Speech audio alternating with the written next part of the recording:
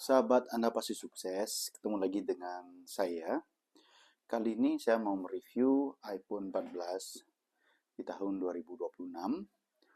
iPhone 14 ini baru saya beli, spesial saya belikan untuk istri saya. Ada beberapa alasan kenapa saya membeli iPhone 14 di tahun 2026. Saya pengen mereview ini dan teman-teman yang saat ini masih pengen beli iPhone 14 tapi bingung, ambil nggak, beli nggak, ambil nggak, beli nggak. Saya berikan satu petunjuk bahwa iPhone 14 adalah iPhone yang paling worth it dibeli di tahun 2026 dibandingkan iPhone 13. Saya juga punya iPhone 13 dan saya juga punya HP Android. Tetapi yang paling worth it adalah iPhone 14 untuk dibeli di tahun 2026. Alasan yang pertama jelas bahwa prosesor yang digunakan oleh iPhone 14 ini menggunakan chipset A15 Bionic. Memang sama seperti iPhone 13 penggunaan chipsetnya. Tapi iPhone 14 ada sedikit perbedaan. Di clock core-nya yang lebih tinggi, jadi dia lebih cepat. Memang lebih sedikit, tapi dia ada tambah di RAM. RAM yang digunakan iPhone 14 itu di 6 GB. Memang tidak gemar-gemor ya, iPhone tidak gemar-gemor bahwa RAM-nya 6 GB, iPhone 13 RAM-nya 4 GB. Karena memang tidak hampir dikatakan bisa hampir tidak terasa bahwa iPhone itu RAM-nya memang gede dan bagus. Bahkan yang RAM 3 GB pun itu seperti iPhone XR itu masih bagus sampai sekarang. Yang kedua, jelas kameranya. Kamera iPhone 14 benar-benar stabil. Lihat ya hasilnya. Mau video, mau foto, semuanya stabil. Oke, jelas ya. Ini lihat-lihat. Nah, tidak ada penurunan frame per second, frame rate-nya tidak ada penurunan. Bahkan diupload di media sosial pun kualitas kameranya masih masuk banget. Dan nah ini perhatikan kameranya. Cuma pakai dua kamera depannya. Itu kan mantep ya. Jelas ada di kamera. Yang kedua, kameranya benar-benar natural dan benar-benar bisa diandalkan untuk digunakan untuk media sosial. Yang ketiga, di videonya. Video iPhone 14 benar-benar bisa digunakan untuk menjadi content creator.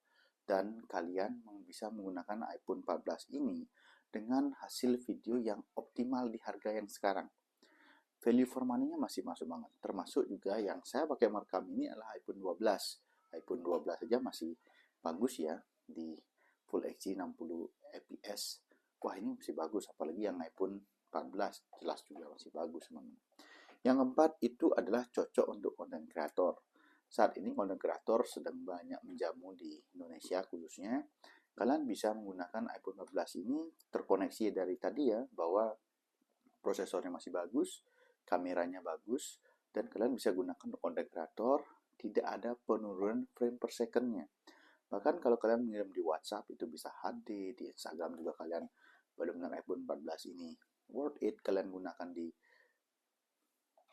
media sosial. Dan saat ini adalah kalian tinggal record, kameranya bagus, terus edit lagi sedikit, kalian udah bisa upload. Seperti yang saya lakukan sekarang.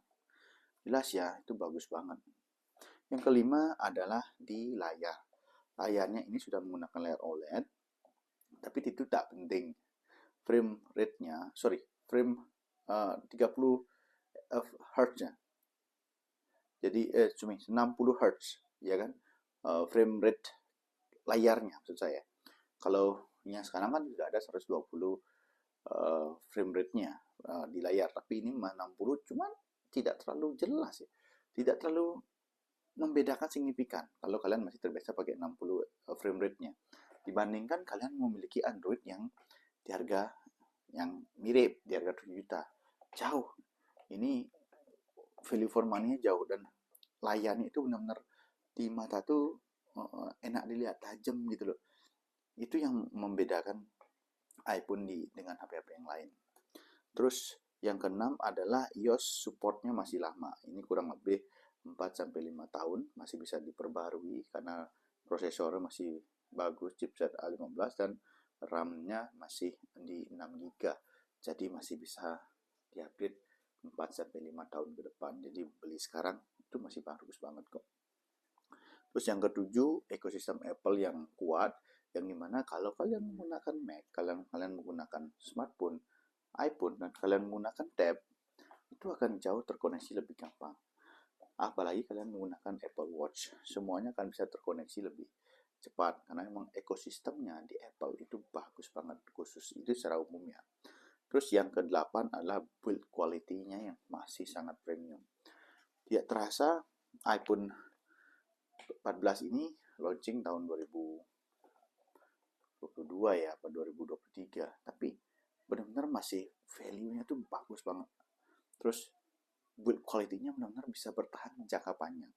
Beda pada Android yang di harga 7 juta itu masih di harga sekarang ini itu masih premiumnya, bahannya tidak sepremium di iPhone, bahkan layarnya bahannya itu dicetak menggunakan plastik, beda seperti menggunakan aluminium, dan kalau jatuh pun palingan dia penyok, dan di dalamnya itu mesinnya masih bisa dipakai dengan bagus. Build quality-nya benar-benar keren. Kita pegang tuh benar-benar memegang HP premium, padahal harga HP sekarang ini 7 juta ya kan.